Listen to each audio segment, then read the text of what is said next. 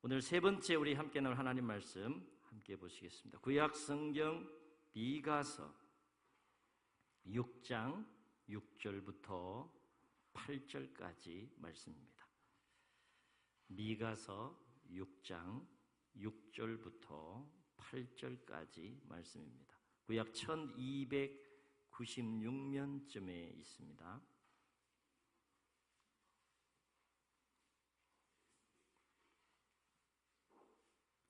미가서 6장 6절에서 8절까지 말씀입니다.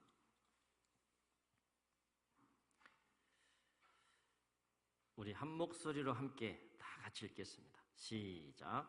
내가 무엇을 가지고 여호와 앞에 나아가며 높으신 하나님께 경배할까? 내가 번제물로 1년 된 송아지를 가지고 그 앞에 나아갈까? 여호와께서 천천의 순양이나 만만의 강물 같은 기름을 기뻐하실까? 내 허물을 위하여 내 맏아들을 내 영혼의 죄로 말미암아 내 몸의 열매를 드릴까? 사람아, 주께서 선한 것이 무엇임을 내게 보이셨나니 여호와께서 내게 구하시는 것은 오직 정의를 행하며 인자를 사랑하며 겸손하게 내 하나님과 함께 행하는 것이 아니냐. 아멘. 우리 말씀을 뜨겁게 사모하는 마음을 가지고 우리 강사님 박수로 우리 모시겠습니다.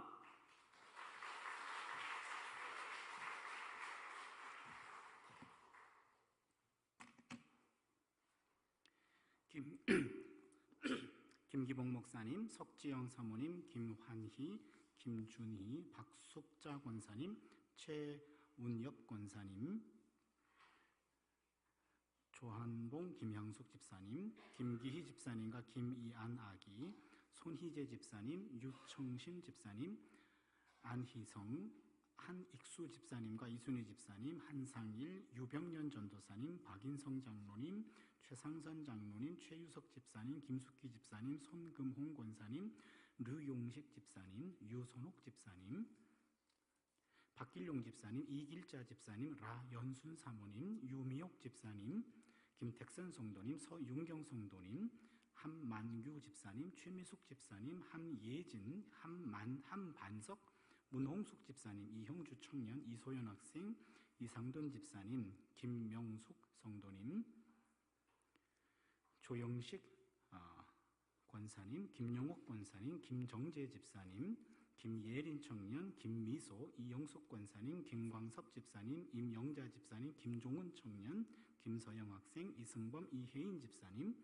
임희정 청년, 나종옥 권사님, 유재석 집사님, 문태숙 집사님, 한종우 집사님과 김진희 집사님, 한유신 청년, 한서인 학생, 유근필, 김춘희 집사님, 박한나, 강인구 권사님, 조용석 집사님, 김순복 집사님, 문진영 집사님, 박산주 집사님, 남천숙 집사님, 홍명진 목사님, 원영미 집사님, 표대인 집사님, 이영숙 집사님, 김성규 집사님, 김낙서, 안정자 권사님, 박화자 집사님, 박영자 권사님과 박경수 장로님 기도 올리겠습니다. 하나님, 시간마다 하나님 앞에 이렇게 감사의 예물을 올려드립니다. 간절한 마음으로 하나님 앞에 우리의 소원과 우리의 기도 제목과 우리의 마음과 우리의 삶을 함께 모아드리고 있습니다. 이 안에 적혀있는 그 사정과 그 가정의 그 영혼의 문제를 하나님 깊이 보시고 하나님 적절한 시간 속에서 개입하여 주셔서 응답받게 하여 주시옵소서. 이번 집회 기간을 통하여 하나님 말씀이 뿌려질 때 응답에 대한 확신도 받게 하여 주셔서 하나님의 은혜를 마음으로 담아내는 복된 시간 되게 하여 주시옵소서. 예물 받아주시고 하나님의 거룩한 성사역에만 구별하여 사용하여 주시옵소서. 예수님의 이름으로 기도드리옵나이다. 아멘. 예, 이제 오늘 하게 되면 이제 2번 남았는데요. 내일 특별히 오후 집회는요, 교회에 안 다니시는 분이라 할지라도 가족이요, 남편이나 아내나 한번 초청 좀 해 보십시오. 오후는 부담되지 않은 말씀으로 함께 나누려고 그러고요. 가족과 함께 좀 끈끈한 가정의 정을 확인하는 그런 시간을 가지려고 하기 때문에 평소에 여러분 지금 태신자를 품고 전도 중에 있는데 한 맛보기로 마지막 주에만 초청하지 마시고 한번 맛보기 초청을 한번 해보셔서 내일 오후에 전체가 함께 모여서 말씀 듣고 함께 기도하는 시간을 가졌으면 좋겠습니다. 예, 이제 예언자의 영성이란 말씀을 함께 나눠보도록 합니다. 우리나라에 기독교 복음이 들어온 게 어떤 학자는 1885년이라고도 계산하지요. 언더우드하고 아펜젤러 선교사가 제물포항에 도착했던 데가 바로 기독교 개신교의 시작이다. 1885년입니다. 근데 어떤 교회사가는 1년 전 1884년 알렌 선교사, 의사입니다. 평신도 선교사가 부산항에 도착했던 그 해가 바로 기독교 개신교 시작이다. 그래서 교회 사가들은 1884년에 기독교가 들어왔다, 1885년에 들어왔다. 그거 가지고 서로 논쟁을 합니다. 그분들끼리 논쟁하라고 그러고요. 우리는 85년이건 84년이건 뭐 1년 차인데요. 우리나라에 기독교가 들어온 지 얼마 안 돼서입니다. 한국교회 초대교회죠. 그때 제가 세 가지 사건을 말씀드리려고 하는데요. 첫 번째 사건은 1895년 10월 8일 새벽입니다. 명성황후가 시해당하던 그 순간이었습니다. 일본 자객들이 황후를 무참하게 시해하는 그런 기가 막힌 일이 벌어졌습니다. 그 새벽, 그 어두운 시간에 고종황제가 맨 처음 했던 말이 거기 예수 믿는 사람 어디 있습니까? 예수 믿는 사람 거기 없습니까? 라는 예수를 믿는 사람을 찾았답니다. 두 번째 사건인데요. 1899년 3월 1일 대한그리스도인 회보에 실린 사건입니다. 이 당시 조선 왕조 만렵은 기독교가 처음 들어왔을 때인데 매간매직이 심했다고 합니다. 그래서 보통 관직들은 돈을 주고 매매로 이루어졌답니다. 어떤 사람이 돈을 주고 관직을 샀습니다. 그런데 북도군수로 발령이 납니다. 북도군수는 오늘날로 이야기하면 평안북도를 말합니다. 근데 이 사람이 돈을 주고 관직을 샀기 때문에 발령받으면 그곳에서 더 많은 부정으로 돈을 채워야 되는데 평안북도는 이 당시 기독교인들이 많았습니다. 그러기에 이분이 더 높은 사람을 찾아가서 영남고을로 옮겨달랐다고 합니다. 영남고을은 오늘의 경산도인데 그 당시에 경상도에는 예수 믿는 사람들이 많지 않았던 모양입니다. 그래서 평안도는요, 특별히 평양은 동방의 예루살렘이다 라고 소문이 날 정도로 그 당시에는 기독교인과 가장 많았던 것 같습니다. 그래서 이 양반이 영남고을로 임지를 옮겨달라 그렇게 얘기했던 겁니다. 왜냐하면 예수 믿는 사람들은 부정이 통하지 않았기 때문이죠. 마지막 세 번째 사건은 1919년 3월 1일입니다. 우리가 알고 있는 3.1운동입니다. 3.1운동이 일어나고 난 다음에 일본 수사관들끼리 주고받았던 대화가 몇 해 전에, 십수년 전에 문서로 발견되었습니다. 문서인 내용인 즉슨 이렇습니다. 일본의 윗수사관이 아래수사관에게 말합니다. 이번 3월 1일 날 일어난 폭동의 주동자는 조선 야소교인들이기 때문에 조선인을 붙잡아 놓고 예수를 믿는지 묻고 만약에 예수를 믿는다고 하면 무조건 잡아들으라 그랬습니다. 일본인 윗수사관이 그 명령에 대해서 일본인 아랫수사관이 질문합니다. 만약에 예수를 믿으면서도 안 믿는다고 하면 어떻게 할까요? 그때 윗수사관이 말합니다. 조선 야소교인들은 거짓말을 못한다. 이게 문서로 발견됐습니다. 우리끼리 한 얘기가 아닙니다. 일본 수사관들끼리 주고받았던 대화입니다. 이 당시 3.1운동 때문에 감옥에 갇힌 조선 사람들 중에 40%가 예수 믿는 사람이었습니다. 선교 초기 1919년이니까는 기독교 복음이 들어간 지 얼마 되지 않았던 그때 예수 믿는 사람들은 통계가 조금 다른데요. 1%에서 1.5%까지 봤습니다. 그렇다면 최저로 보면 1%에 지나지 않았던 그 당시 우리 선배들은 국가적인 과제 앞에 최전방에 섰고 그 책임을 묻는 그 순간에 그들은 거짓말하지 않았습니다. 그리고 당당하게 감옥에 들어갔고 그 감옥에서 기도와 찬양으로 저항했고 오히려 감옥이 교회가 되는 그런 놀라운 역사의 기록으로 남게 했습니다. 바로 세 가지 사건입니다. 우리 한국교회의 아름다운 전통입니다. 초대교회 우리 교인들은, 우리 선배들은 바로 국가 최고 권력자가 위험한 순간에 있을 때 맨 처음 찾는 사람이 되었고, 예수 믿지 않았던 99%의 우리 동족들이 바로 예수 믿는 사람들은 정직한 사람이다, 그렇게 인정해줬고, 그리고는 우리와 적대관계에 있었던 일본 수사관들도 조선 야소교인들은 거짓말하지 못한다 라고 평가를 받았던 것이 우리 선배들의 모습입니다. 그러나 오늘의 한국교회는 어떻습니까? 굳이 제가 이 자리에서 말하지 않아도 우리에 대해서 예수 안 믿는 사람들의 평가는 아주 신랄합니다. 올 초에 한국기독교 목회자협의회에서 2017년 한국교회 주요 이슈에 대해서 인식조사를 한 결과를 발표했습니다. 지나간 20년 동안 한국교회 출석 교인 줄었습니다. 지나간 20년 동안 한국교회 헌금 줄었습니다. 지나간 20년 동안 한국교회 전도 줄었습니다. 만족도 줄었습니다. 모두 감사합니다. 현재 한국교회는 지금 정체가 아니라 하락입니다. 점점 하락하고 있습니다. 참 위험한, 그리고 뭔가 잘못된 것들을 털고 가야 할, 지금까지 믿었던 신앙 가지고는 안 되고 새로운 신앙의 방향을 틀어야 될 시점이 바로 오늘 아닌가.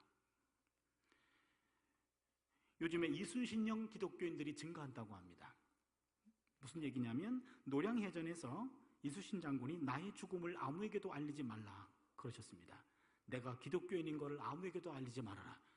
이게 이순신형 기독교인이랍니다. 제가 다른 대학 교수들하고 함께 이렇게 세미나 한 적이 있었는데, 언제부터 제가 명함을 잘 안 가지고 다닙니다. 왜냐하면 제가 명함을 드리는 순간 제 정체성이 탄로나기 때문에 그냥 안 가지고 다녀요. 근데 상대 대학의 교수님께서 자기 명함을 주면서 나는 이런 거 전공합니다. 선생님 뭘 전공하십니까? 그래서 제가 재밌는 거 전공합니다, 이렇게 얘기했어요. 그랬더니 어떤 분이 조용히 오셔서 저한테 혹시 목사님 아니세요? 그래요. 왜요? 그랬더니 난 장로예요, 그러시는 거예요. 그러니까 그분이 장로인데 그분도 교수로서 내가 장로다 이런 얘기를 못하는 거예요.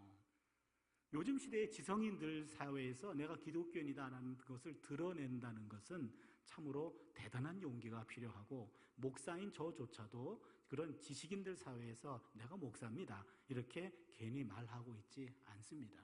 오늘의 한국교회의 위상이라고도 얘기할 수가 있겠죠.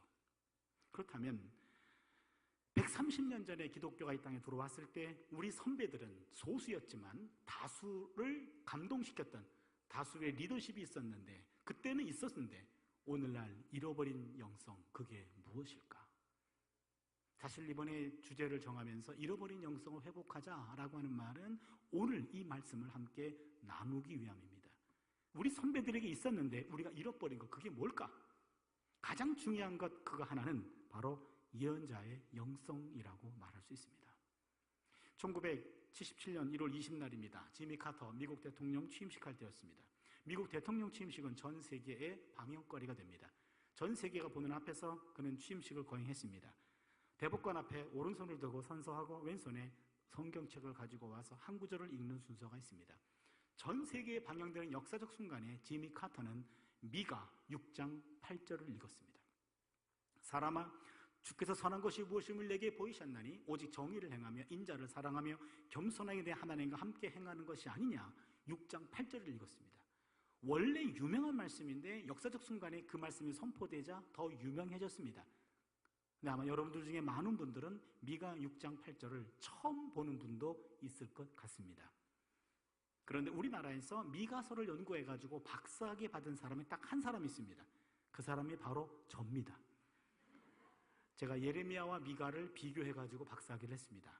그래서 제가 설교할 기회가 있다면 미가 6장 6절로 8절 말씀이 미가의 핵심적인 메시지인데, 이 말씀을 가지고 설교해야 할 책무가 저에게 있어요.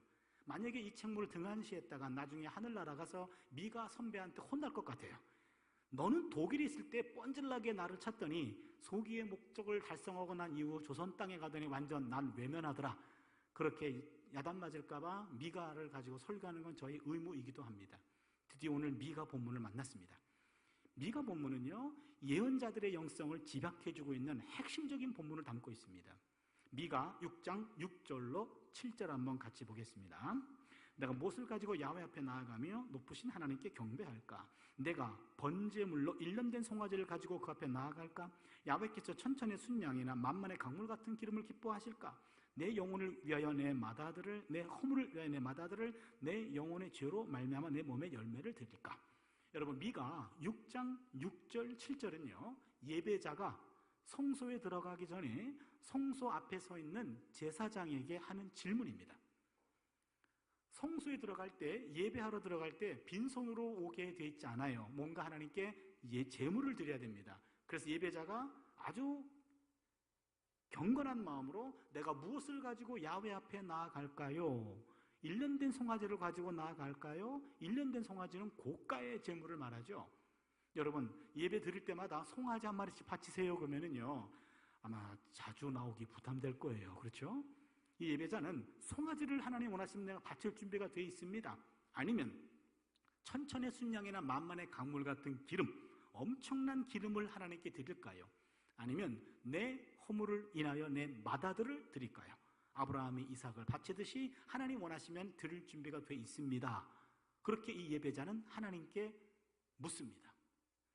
그 대답을 제사장이 듣는 건데, 여기서 여러분 1년 된 송아지는 번제를 말하고 천천의 순양이나 만만의 강물 같은 기름은 소제를 말하고 내 허물을 인하여 내 마다들을 드릴까 속죄제를 말합니다.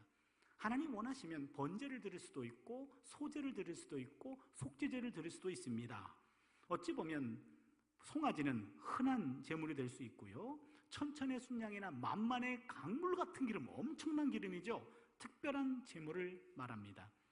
내 마다들을 드릴까요? 불가능한 제물을 말합니다. 그러니까 이 예배자는 하나님 흔한 것 드릴까요? 특별한 것 드릴까요? 불가능한 것 드릴까요? 점층적으로 하나님 앞에 자신의 경건을 드러냅니다. 이때 이 이야기를 듣고 제사장은 문 앞에서 오늘은 당신의 상태를 보니까 오늘은 번제를 드리세요, 오늘은 소제를 드리세요, 당신은 속죄제를 드리세요 라고 제사장의 영성은 그 사람의 영적 상태에 따라서 제물을 가르쳐 주는 겁니다. 이게 제사장의 영성입니다.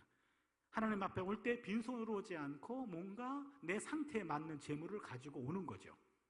그런데 우리가 시편을 보면 시인의 영성은 조금 달라요. 시편 50편을 보면은요 50편 13절인데요 내가 수소의 고기를 먹으며 염소의 피를 마시겠느냐. 무슨 얘기입니까? 시인은 이렇게 말합니다.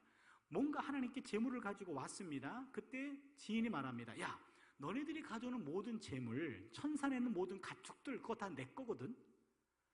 내가 너희들 준 거거든. 그거 가지고 와서 나한테 드린다고 해서 내가 그거 고기 뜯어 먹겠냐, 피를 마시겠느냐. 내가 진정으로 원하는 것은 시편 50편 23절에 말합니다. 감사로 제사를 드리는 자가 나를 영화롭게 하나니. 시인의 영성입니다. 시인은 그 제물보다도 제물로 표현된 그 예배자의 감사하는 마음을 하나님이 받으십니다. 이겁니다. 이것도 맞습니다. 제사장의 영성도 맞고요, 시인의 영성도 맞습니다. 그런데 오늘 우리가 함께 듣고자 하는 것은 예언자의 영성이에요.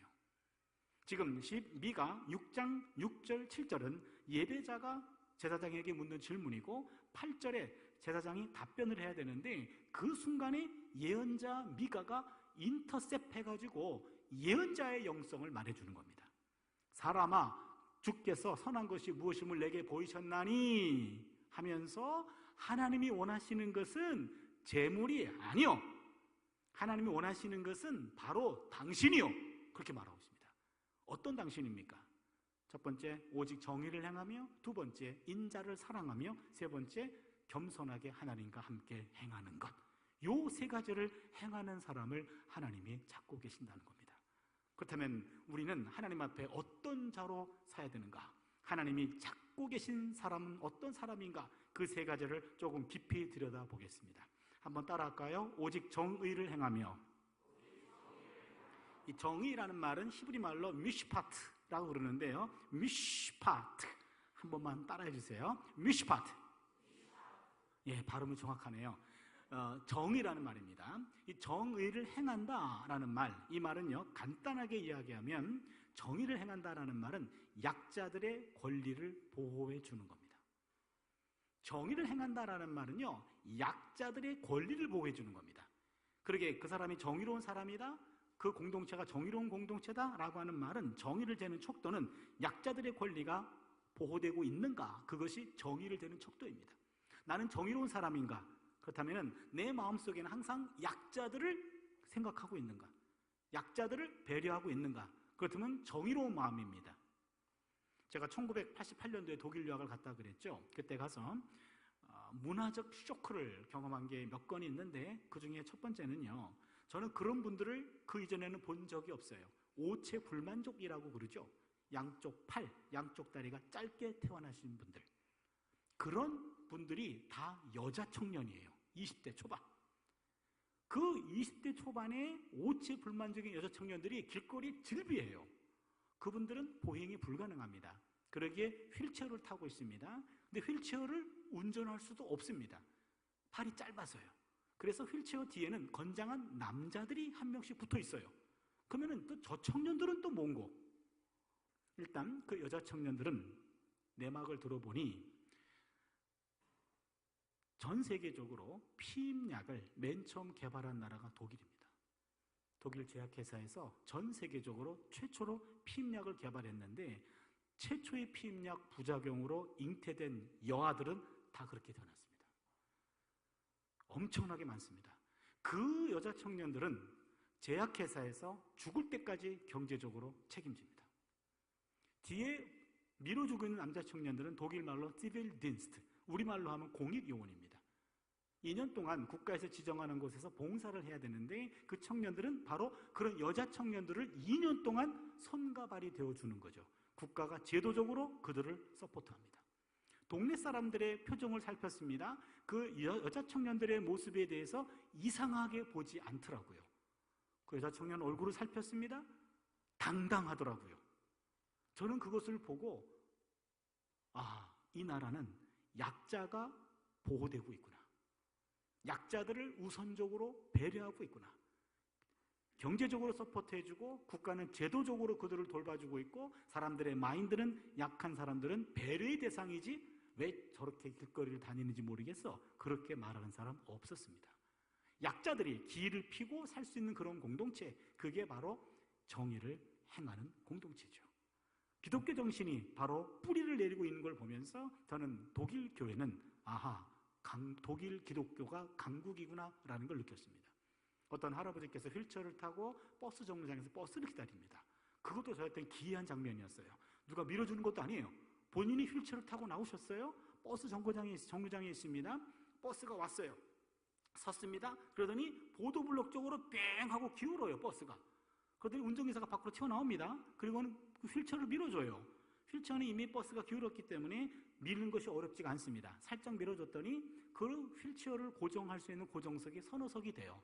차카닥 고정시켜놓고 자기 자리로 갑니다. 운전기사 얼굴을 살폈더니 전혀 귀찮아하지 않습니다.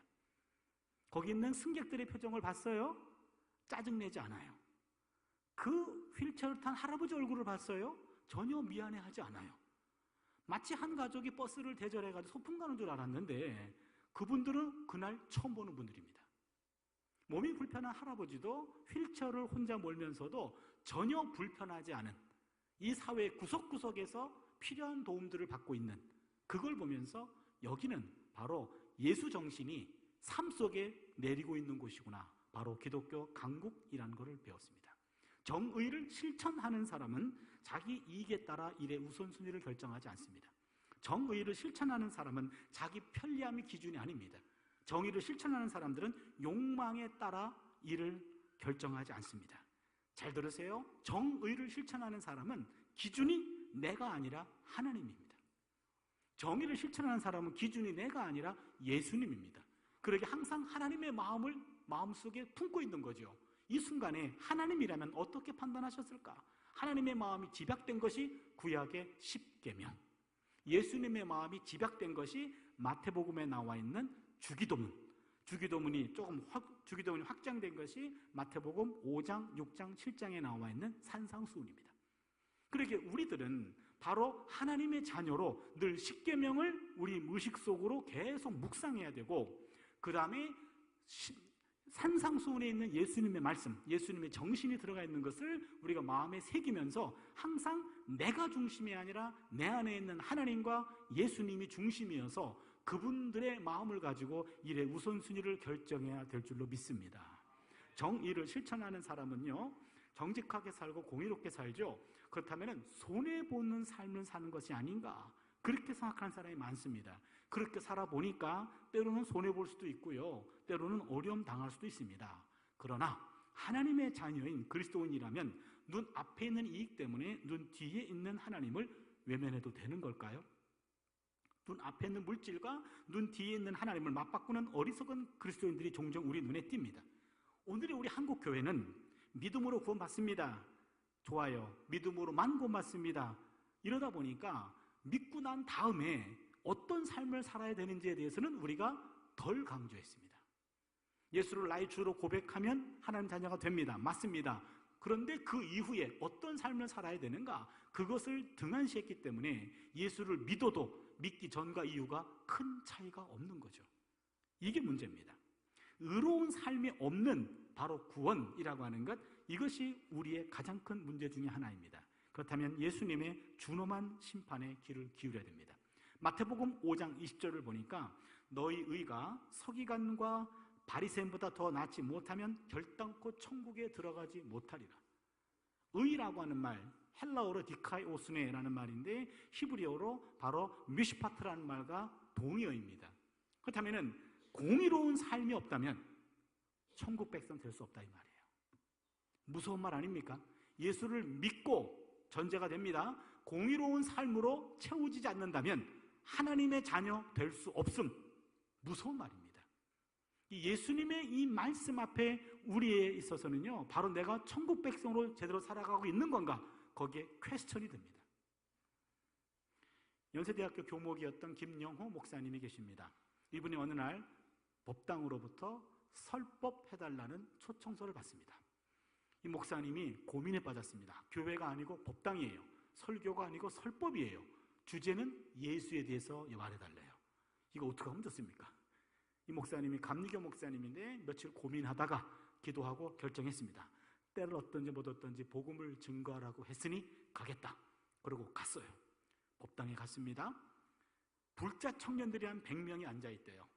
이 청년들이 예수에 대해서 얼마나 알고 있는지 알아야 눈높이 특강할 거 아닙니까? 그래서 목사님이 물어봤답니다. 혹시 여러분들 중에 교회에 한 번이라도 와 보셨던 분들은 손을 들어주시기 바랍니다.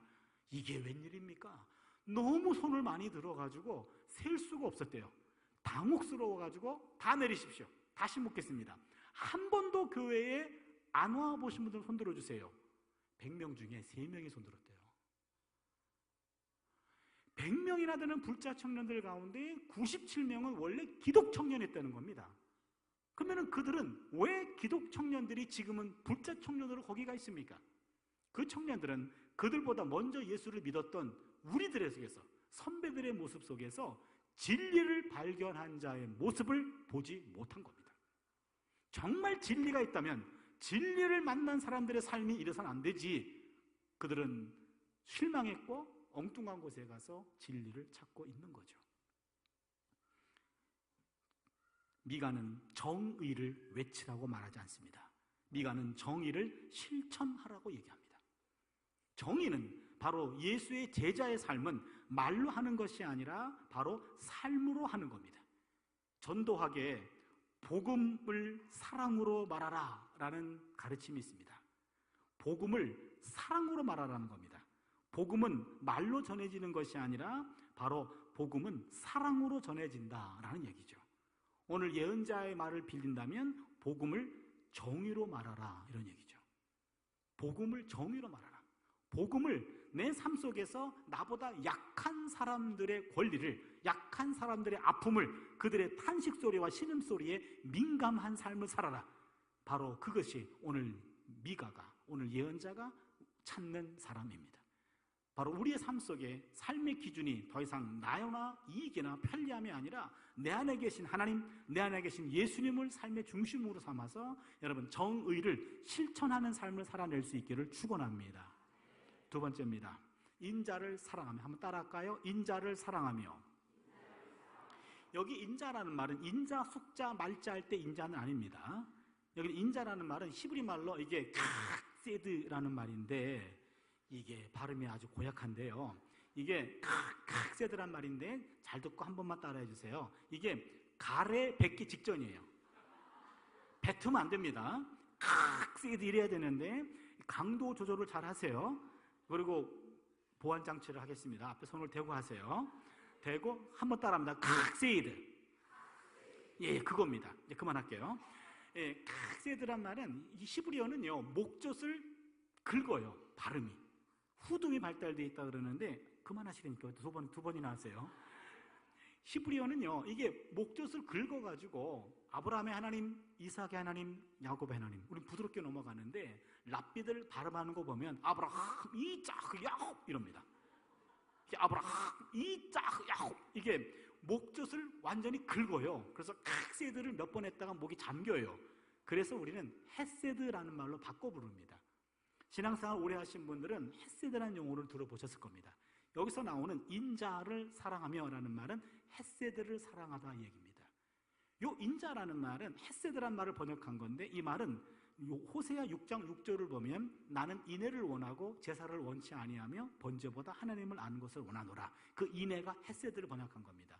그러면 이 헤세드라는 말은 미가 6장 8절에서는 인자로 번역했고 호세아 6장 6절에서는 인애로 번역했고 다른 데는 긍휼이란 말로도 번역하고 자비라는 말로도 번역하고요. 아름다움이란 말로도 번역하고 선한 일, 불쌍히 여김 한 열 몇 가지로 번역이 됩니다.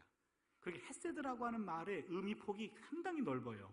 그렇다면 헤세드를 사랑한다. 이 헤세드 사랑한다. 그건 무슨 의미냐면 헤세드는요 남편과 아내 사이에서 마땅히 지켜야 할 바를 지킴, 아버지와 아들 사이에서 마땅히 지켜야 할 바를 지킴, 친척 사이, 친구 사이, 윗사람과 아랫사람 사이에서 마땅히 지켜야 할 바를 지킴, 손님과 주인 사이에서 마땅히 지켜야 할 바를 지킴. 한마디로 말하면 인간적 도리를 말합니다. 도리. 부부됨의 도리, 부모와 자녀의 도리, 윗사람 아랫사람의 도리를 사랑하는 겁니다. 헤세드라는 말은 도리라는 말로 번역이 가능합니다. 그러기에 헤세드를 인자를 사랑한다라는 말은 인간적인 도리를 기꺼이 하는 겁니다. 억지로 하는 것이 아니에요. 사랑으로 하는 겁니다. 하나님에 대한 신자의 도리를 기꺼이 행한다. 그리고 인간적 도리를 기꺼이 행한다. 이게 헤세드를 사랑하는 겁니다. 인자를 사랑한다라는 말은 인간적인 도리를 기쁨으로 감당하는 것을 말합니다. 제가 이 인자를 사랑하는 것을 저에게 한번 적용해 보았습니다. 여러분 모두가 다 마찬가지일 텐데요. 우리는 사회에서 살고 그 다음에 교회에서 살고 그리고 가정에서 삽니다. 요 세 영역이 아마 크게 우리가 활동하고 있는 장소로 볼 수 있는데요. 저는 이제는 사회에서는 제가 교수입니다. 그래서 교수는 세 가지 도리가 있습니다. 첫 번째 도리는 연구입니다. 교수는 연구를 많이 해야 됩니다. 공부를 많이 해야 됩니다. 학생들은 자기들도 공부 안 하면서 공부 안 하는 교수를 어찌 그리 잘 알아보는지 모르겠어요. 그래서 교수들은 연구를 많이 해야 돼요. 제가 여러 차례 부흥회를 다니는데요. 그래서 숙소에 가면은 항상 제가 책을 많이 싸가지고 옵니다. 오늘도 숙소에서 지금 번역을 하고 왔어요. 영어 책을 좀 번역하는 게 있는데 숙소에서는 반드시 번역하거나 책을 쓰거나 이렇게 책을 읽거나 그렇게 하거든요. 학자의 도리를 다 해야 되기 때문에 그러죠. 학자는 연구를 많이 해야 돼요. 두 번째는 교수의 도리는 잘 가르쳐야 됩니다. 많은 걸 알고 있는데 잘 가르치지 못한다면 학생들이 가슴을 칩니다. 제 딸이 다니는 학교가 거기 있는 교수 중에 어떤 분은 세계 100인에 드는 교수들이 몇 명 있어요. 후 이수 후 거기에 들어가는 분들이에요. 생화학과인데 아주 탁월한 교수들이 많아요. 그런데 연구 결과들이 탁월한데 가르치는 거는 별로 열정이 없는 모양이에요. 그리고 가르치는데 별로 관심도 없는 모양이에요. 어느 날 제 딸이 와가지고 아빠, 우리 학교 교수가 있는데 정말 더럽게 못 가르쳐 그러는 거예요. 근데 그 사람 더럽게 유명하대 그래요. 아무튼 둘 다 더러웠어요. 그러더니 아빠도 더러운 교수야 그러는 거예요. 그래서 뭔 얘기야 그랬더니 가르치는데 그렇게 관심이 없냐는 거예요. 알면은 뭐 하냐는 거예요. 세계적으로 유명한 교수면 뭐 하냐는 거예요. 수업 시간에 열정을 가지고 잘 가르쳐야 되는데 열정도 없고 가르치는 테크닉도 없다. 답답해 하더라고요. 그래서 너네 아빠는 세계적인 교수는 아니지만 그러나 학생들을 가르치는 데 관심이 많은 교수야. 그랬어요. 교수는 잘 가르쳐야 됩니다. 마지막 세 번째는요. 교수는 봉사의 의무가 있습니다. 봉사의 도리. 내가 갖고 있는 전문적인 지식을 가지고 사회에 문제가 생겼을 때 인터뷰 요청이 오면 그것을 들어주고 분석해주고 그 다음에 처방을 해줘야 될 의무가 있죠. 사회 문제가 나면 여러분 뉴스에 보면은 항상 각 분야의 전문 교수들이 인터뷰에 나와가지고 분석해주잖아요. 그러면 원인 분석하고 처방해주고 진단을 해주는 것이요. 바로 전문가들의 의무이기도 하죠. 저의 세 가지 의무이죠. 또한 교회에 오면은 제가 또 목사입니다. 목사면 또 제가 생각하는 목사는 세 가지 도리가 있습니다. 첫 번째 도리는 목사는 설교의 의무가 있죠. 설교 요청이 오면 설교를 응해야 되는 그런 책무가 있습니다. 제가 설교는 잘 못합니다만 설교 요청은 좀 많은 편이에요. 그래서 어느 한 해는 주일날 5교회에서 설교한 적이 있습니다. 주일 하루에. 아침 7시에 인천에 있는 교회에서 설교했고 11시에 아마 저쪽 수원 갔던 것 같아요. 그다음에 1시에 서울 왔다가 3시에 성남 갔다가 그다음에 저녁 7시에 또 인천 가서 설교를 했어요. 그날 보니까 점심 저녁은 김밥 먹고 다녔고 하루 종일 내가 운전하고 다녔는데 한 200km 가깝게 달렸어요. 그랬는데 월요일 날 못 일어나더라고요. 그래서 학교에 연락해서 휴강이라 그랬더니 학생들은 좋아하더라고요. 근데 저로서는 상당히 미안했습니다. 화요일 날도 제 컨디션이 아니어서 강의를 제대로 못했어요. 수요일, 목요일까지 몸 상태가 안 좋았어요. 그걸 보고 그때 제가 반성했습니다. 아, 절제해야 되는구나. 목사가 설교의 의무가 있지만 그러나 월요일부터는 내가 교수로서의 일에 충실해야 되기 때문에 그 이후로는 주일날 3교회 이상은 안 가기로 제가 결정했어요. 그래서 보통 2교회, 3교회 설교는 늘 잡혀 있거든요. 부흥에도 이렇게 요청이 오면 시간이 되면은 그냥 가거든요. 그런데 제 원칙은 몸이 건강할 것 같고 수첩에 비어 있으면은 묻지도 따지지도 않고 그냥 가는 게 제 원칙입니다. 그랬더니 한 석 달 전에 어느 교회가 연락이 왔어요. 부흥회를 봐달래요. 석 달 전에 얘기해가지고 안 되거든요. 보통 1년 전에 얘기해야지 원하는 날짜 올 수 있는데 그분이 석 달 전에 연락이 왔어요. 그래서 내가 속으로 참 정신 나간 분이구나 그랬어요. 그래서 언제입니까? 그랬더니 1월 금토일이었어요. 1월 어느 날. 근데 1월달, 2월달 꽉 차 있는데 그날만 비었어, 금토. 제가 깜짝 놀랐어요. 아니 목사님 내 수첩을 봤냐고. 아니래요. 근데 비어 있다고. 그럼 와주세요. 그래서 내가 그래 가겠습니다. 그리고 끊으려고 그랬더니 그 목사님이 저기 시골에 한 서울에서 3시간 이상을 차를 몰고 가야 되는데 우리 교회 교인이 7명이래요. 어쩌라고 이미 가기로 했는데 묻지도 따지지도 않고 그냥 그렇게 한 겁니다. 그래서 그냥 날짜가 돼가지고 갔어요. 정말 7명인가 그랬더니 진짜로 7명이더라고요.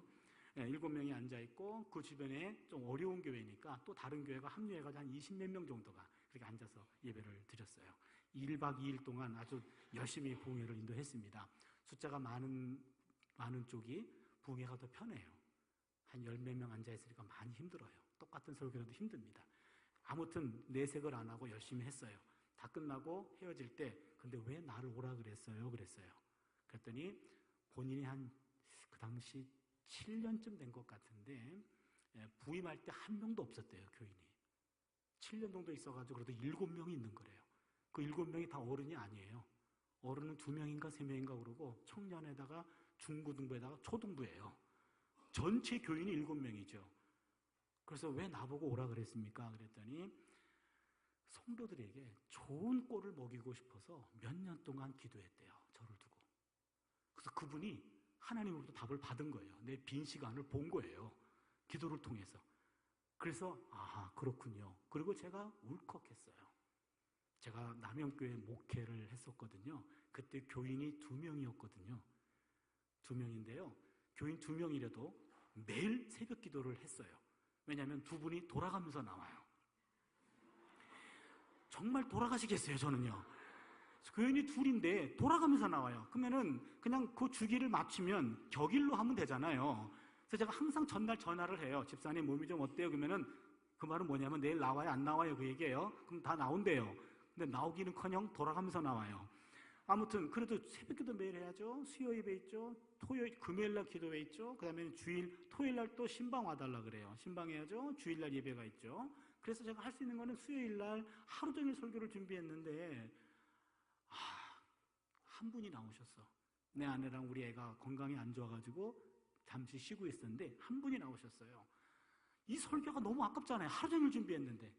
그래가지고 내가 설기 전까지 갈등이 생겼어요. 이 설교 그대로 이걸 내가 오늘 써먹으면 못 써먹는데 하나님 오늘은 대충 하고 좀 많이 왔을 때 이거 써먹으면 안 될까요? 그랬더니 하나님이 주시는 말씀이 너는 그럼 사람 보고 설교했니? 그런 거예요.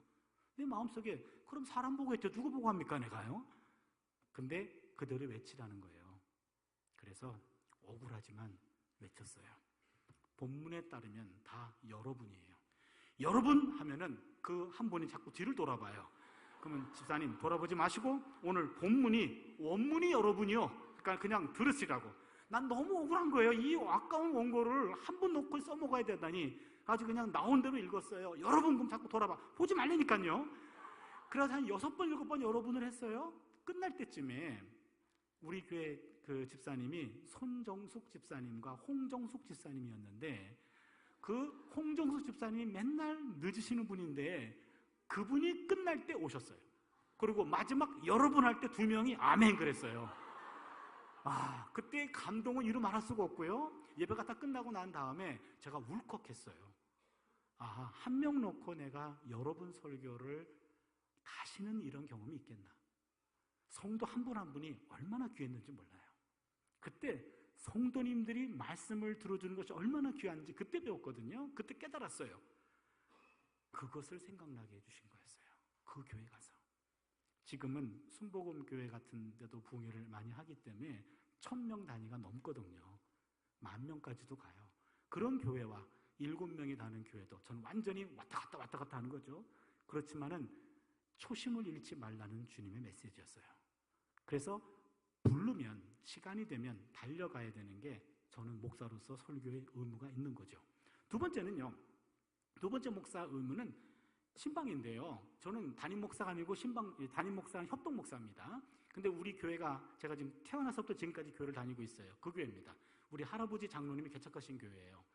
그러다 보니까 어떤 권사님은 병원에 입원하셨는데 담임 목사님도 찾아갔고 권사님, 장로님 다 찾아가셨는데 차 목사가 와서 기도하면 날 것 같은데 이런 정신나간 권사님들이 가끔 계세요. 그럼 어떻게 하면 좋습니까? 모든 분들이 다 가셨는데 나만 기다리고 계신 거예요. 그러면은 어떡합니까? 가야죠. 시간을 쪼개가지고 갑니다. 가서 기도회 드리면은요 나아요 병이. 그럼 그거는 제가 알아요. 내 안에는 불만 충만하거든요. 그 권사님 믿음 때문에 난 거예요. 그렇다면 그런 간절한 마음을 하나님이 주셨다고 한다면 내가 무엇이 간데 시간 쪼개서라도 가서 기도를 해드려야죠 하면은 그분 믿음 때문에 하나님이 만져주시더라고요. 목사는 설교와 신방은 의무이고 세 번째는 상담이에요. 요 상담은요 제가 목사의 의무로 가장 힘들어하는 것이 상담입니다. 왜냐하면 상담은 이거 좋은 얘기 안 하거든요. 어느 날 학교에 있는데 교회 청년이 전화가 왔어요. 목사님, 웬일이냐? 좋은 일이 생겼습니다. 좋은 일이냐? 예, 시간 좀 내주세요. 왜? 제가 크게 쏘겠습니다. 그러는 거예요. 그럼 진짜 좋은 일이니? 예, 좋은 일이래요. 그러면 나 시간 없으니까 내 통장에다가 쏴. 그러고 끊습니다. 바쁘니까 그거 그냥 학식으로 때우지. 거기 만나가지고 또 뭘 맛있는 걸 먹겠다고 시간을 냅니까? 바쁘거든요. 그러면 이제 끊죠. 그냥 통장에 쏘라 그러고. 통장에 쏘는 청년 없더라고요. 그런데 어느 날 여자 집사님이 전화를 하셨는데 목사님, 예 목사님 웬일이세요 집사님? 시간 좀 내주세요. 무슨 일인데요? 만나서 얘기할게요. 무슨 일인데요? 만나서 얘기할게요. 더 물어보면은 안 돼요. 그때는 예 그럽니다. 그리고 이제 시간을 쪼개가지고 만납니다. 만나면은 엉엉 울어요. 엉엉 울면서 얘기하는데 남한테 말할 수 없는 내용이에요. 비밀스러운 내용이에요. 근데 왜 그 얘기를 나한테 하는지 모르겠어. 어떻게 저런 얘기를 나한테 할 수 있을까? 부부간의 이야기인데 정말로 은밀한 이야기예요. 내가 들어줄 수가 없어. 만약에 그걸 중단했다가는 다시 처음부터 돌아갈까봐 중단도 못 시켜. 그냥 엉엉 울고 코도 풀고 뭐 아무튼 뭐 완전히 그냥 내 앞에서 완전히 그냥 나를 하나님같이 생각하고 그 앞에서 한 4시간 동안 엉엉 울면서 얘기하는 거예요. 그러면 다 들어주고 나면 그분이 목사님 기도해 주세요 그래요. 그러면 예 기도합니다. 기도 끝나면 그분 얼굴이 환해지셨어. 할렐루야. 그리고 기쁨으로 가. 저는 할렐루야가 아니에요. 그 이야기를 들었는데 다음 주 그 두 사람을 어떻게 보느냐 말이에요. 그 얘기를 정난하게 다 얘기해가지고 내가 마음속에 담아있기도 힘들고 누구한테 말하지 않고서는 내가 너무 힘들어요. 근데 말할 수 없는 비밀스러운 내용이에요. 누구한테 얘기합니까? 말할 데가 없죠. 집에 가면 제 아내가 있는데 제 아내는 제가 이야기하면 듣고 잠그는 은사가 있어요. 4시간 동안 들은 내용 제가 2시간이면 요약 발제가 가능하거든요. 2시간 동안 다 이야기합니다. 그럼 제 아내는 다 들어요. 잘 들어요. 그리고 잠가버립니다. 저는 풀었죠. 이분은 어떻게 푸는지 모르겠어요. 아무튼 알아서 푸시겠죠. 저는 해방된 거죠. 이렇게 안 좋은 이야기를 들어줘야 되는 것. 누군가가 들어줘야 그분이 치료가 된다면 목사는 십자가를 져야 되겠죠. 그래서 제가 생각하는 목사의 의무는 설교와 신방과 상담이죠. 만만치 않죠? 집에 가면은 또한 제가 이제는 가장이잖아요. 가장인데 저희 어머니 모시진 않아도 어머니가 살아계시고 장인 장모님이 계시는데 세 어른에 대한 맏아들과 맞사위로서의 도리가 있죠.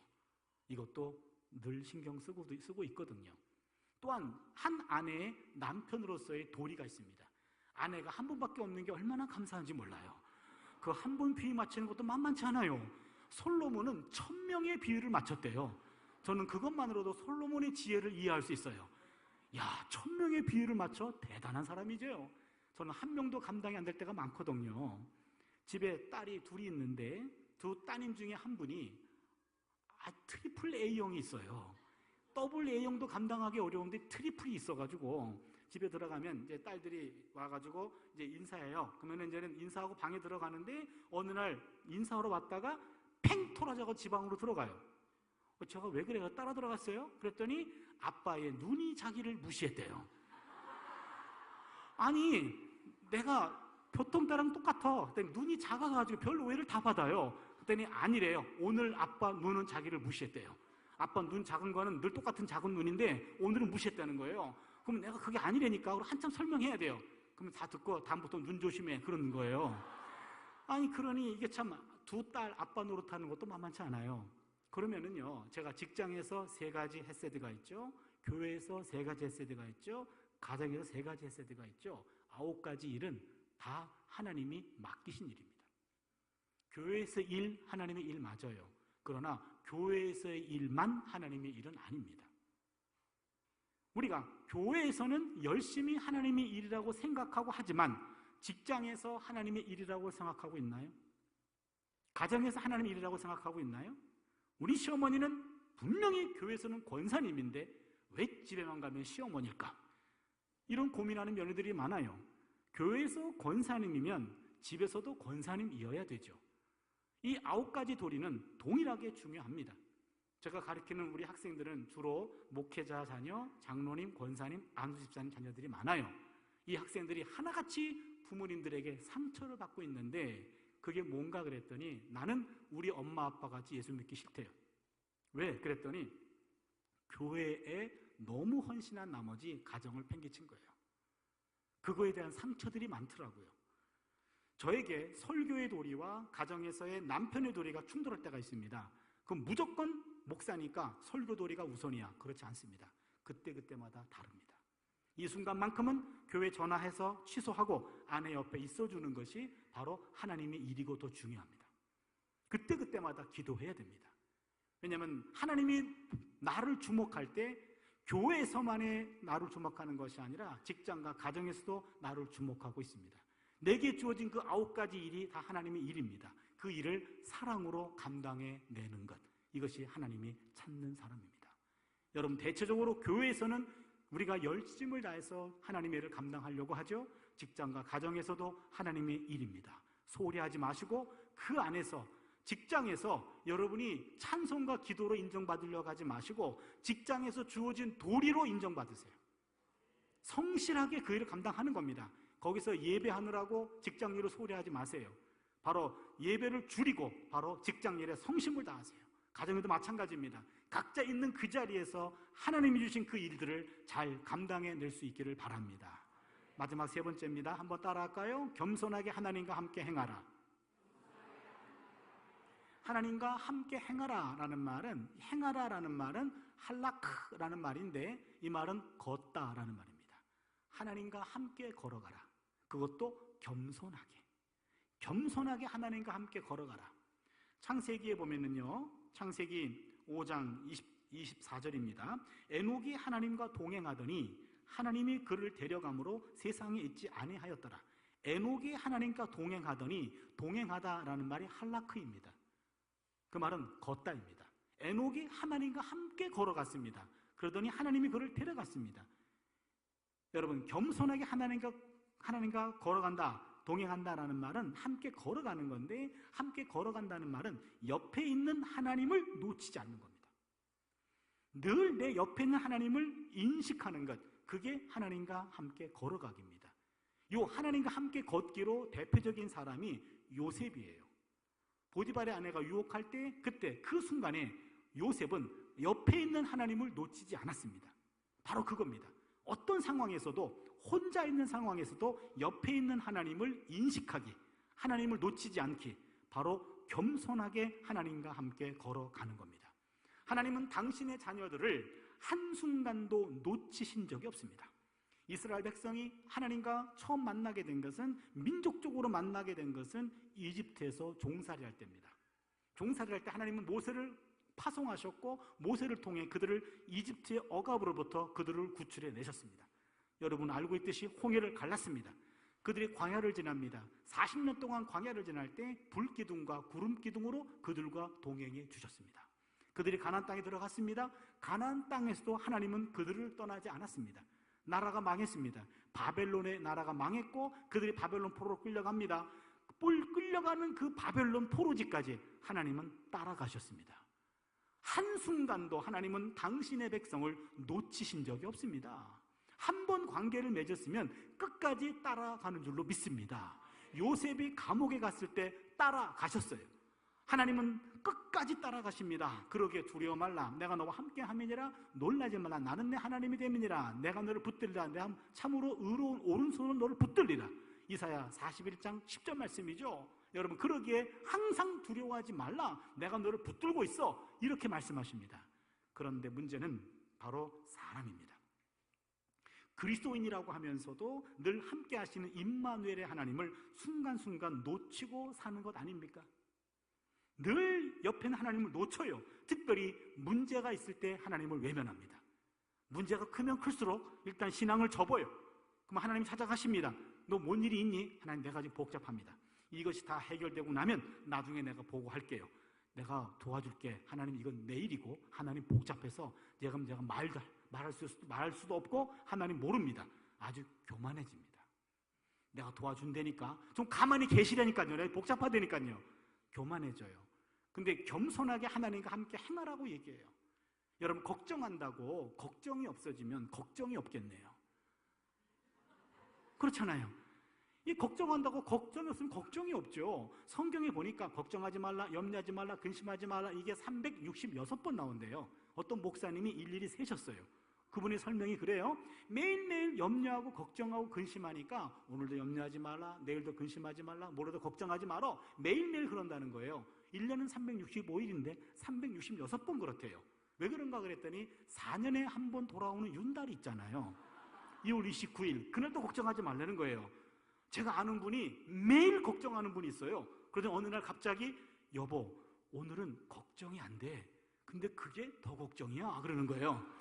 매일 걱정하다가 갑자기 걱정이 안 되는데 그게 더 불안하대요. 그래서 내가 그냥 하던 대로 하세요 그랬어요. 여러분, 걱정, 이거는요 믿음이 약한 게 아니에요. 믿음이 없는 거예요. 그리고 교만한 거예요. 옆에 있는 하나님을 완전히 무시하는 겁니다.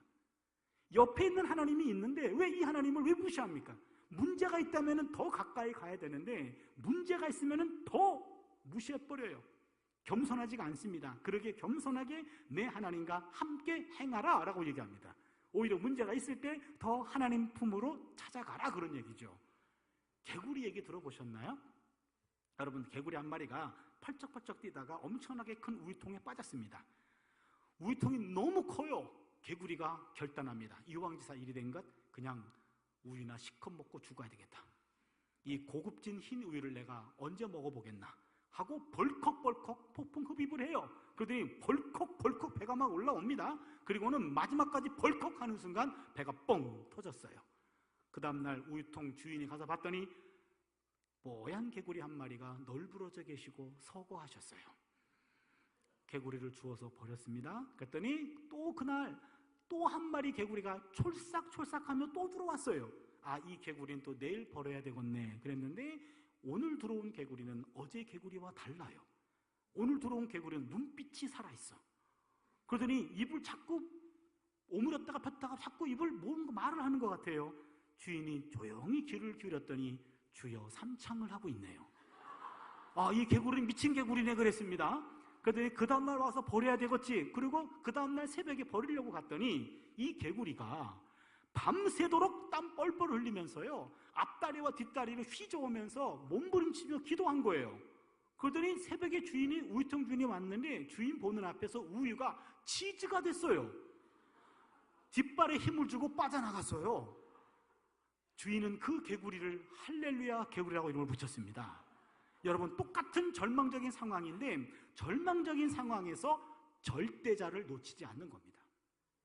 이 절망적인 상황에서 절대자, 이 문제는 해결할 수 없다. 나는 그 순간에 왔을 때 문제를 해결할 분이 한 분 계셔. 바로 그 하나님을 놓치지 않는 겁니다. 그게 겸손하게 하나님과 함께 행하는 겁니다. 다른 거 아닙니다. 여러분, 하나님과 함께 동행함은 바로 겸손이라고 하는 믿음이 필요해요. 그래서 겸손하게 하나님과 함께 걸어가는 그 믿음이 바로 하나님이 찾는 사람이죠. 그렇다면 하나님이 찾는 사람, 바로 오직 정의를 행하며 인자를 사랑하며 겸손하게 하나님과 함께 행하라. 바로 정의와 그 다음에 인자와 그 다음에는 믿음이라고 하는 거죠. 제가 마태복음 23장 23절을 읽다가 깜짝 놀라고 전율을 경험한 적이 있습니다.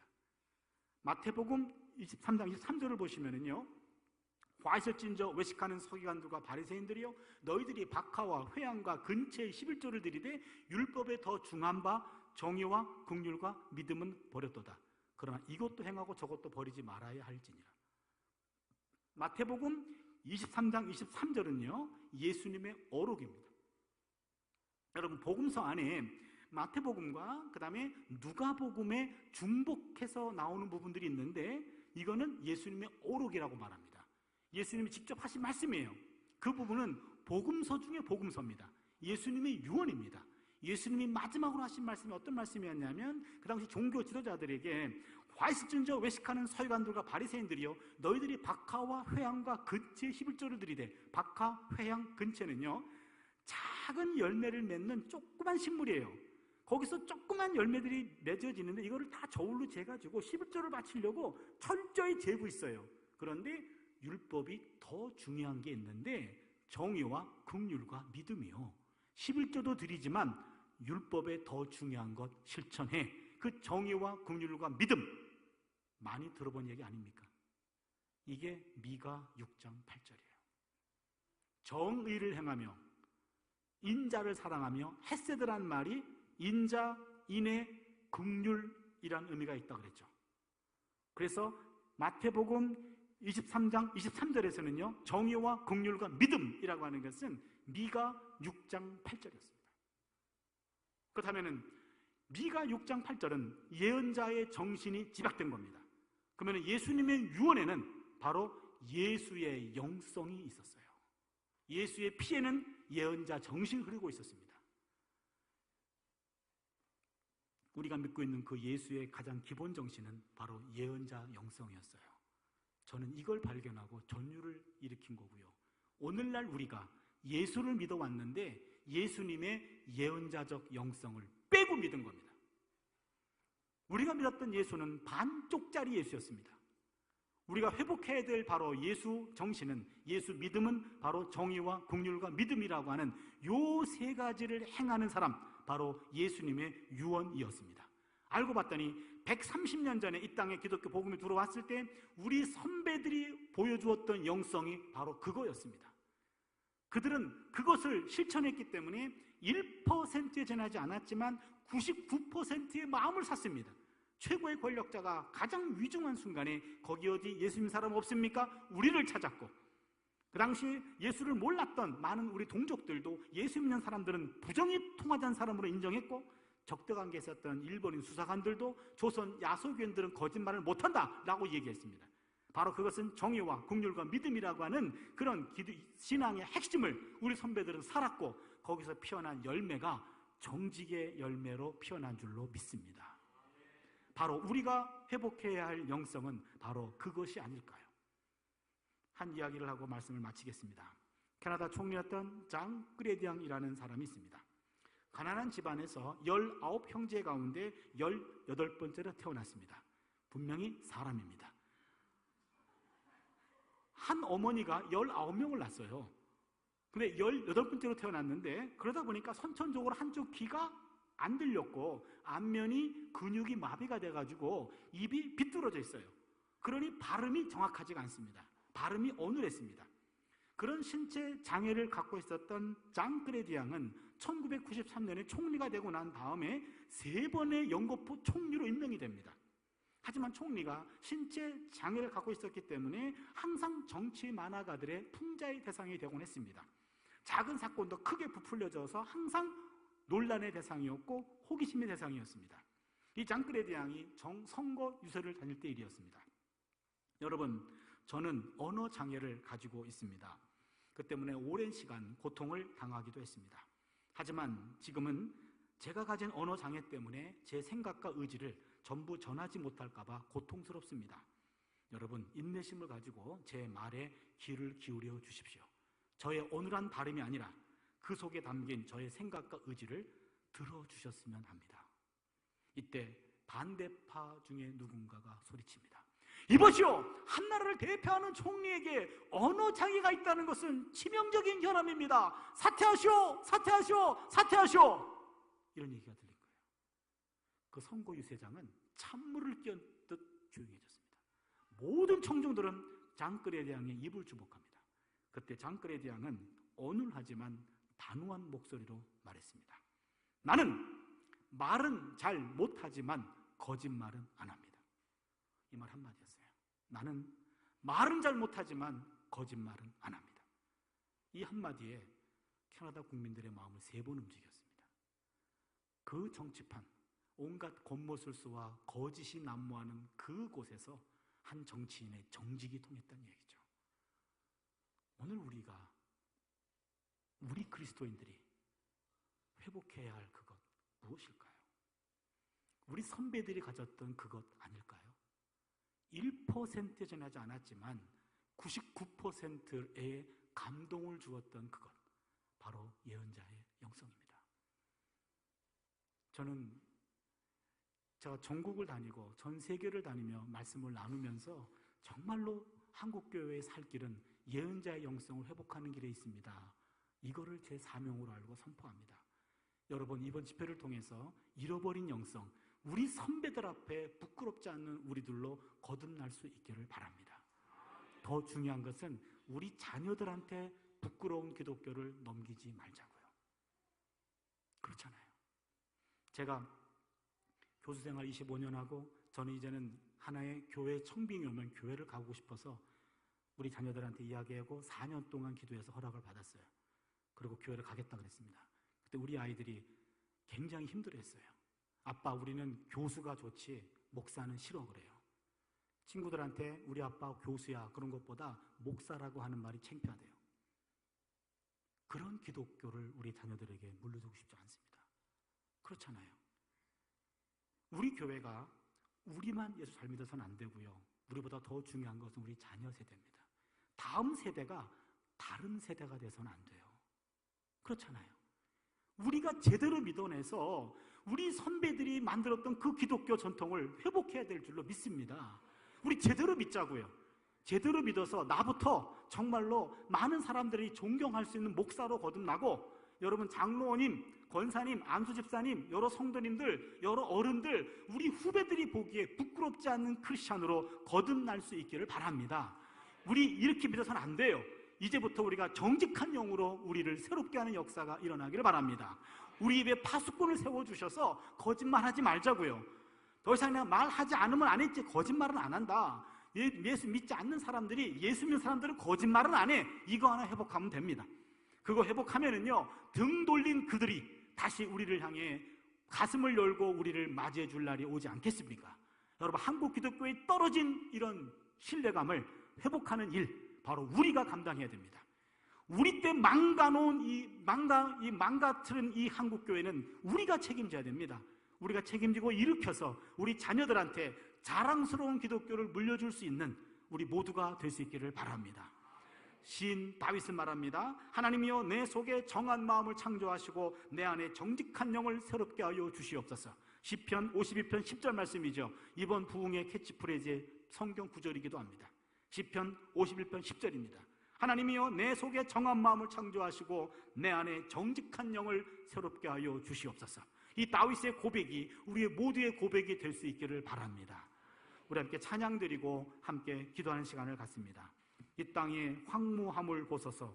하늘의 하나님, 긍휼을 베푸시는 주여, 우리의 죄악 용서하소서. 이 땅 고쳐주소서. 이제 우리 모두 하나 되어 이 땅에 무너진 기초를 다시 쌓을 때 우리의 우상들을 태우실 성령의 불 임하소서. 부흥의 불길 타오르게 하소서. 진리의 말씀 이 땅 새롭게 하소서. 은혜의 강물 흐르게 하소서. 성령의 바람 이제 불어와 오 주의 영광 가득한 새날 주소서. 오 주님 나라 이 땅에 임하소서. 정말로 우리의 심령을 고쳐주시고, 나를 고쳐주시고, 우리 교회를 고쳐주시고, 한국교회를 고쳐주셔서 이 땅에 부흥의 불길 다시 타오르게 하여 주시옵소서. 우리 때 이 부흥의 불길을 다시 한번 잡아낼 수 있는, 부흥의 불길에 불을 당길 수 있는 우리 세대가 될 수 있기를 바랍니다. 간절한 마음으로 함께 찬양 올리겠습니다.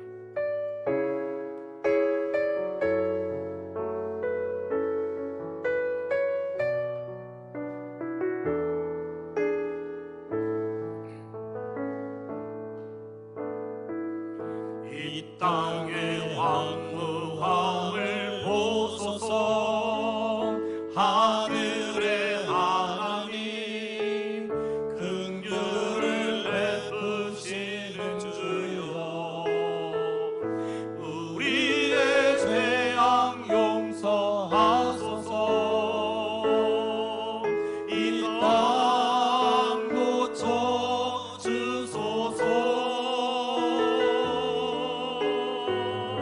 이제 우리 모두 하나 되어 이 땅에 무너진 기초를 다시 쌓을 때 우리의 우상들을 태우신 성령의 불 임하소서. 부흥의 불길 타오르게 하소서. 진리의 말씀 이 땅 새롭게 하소서.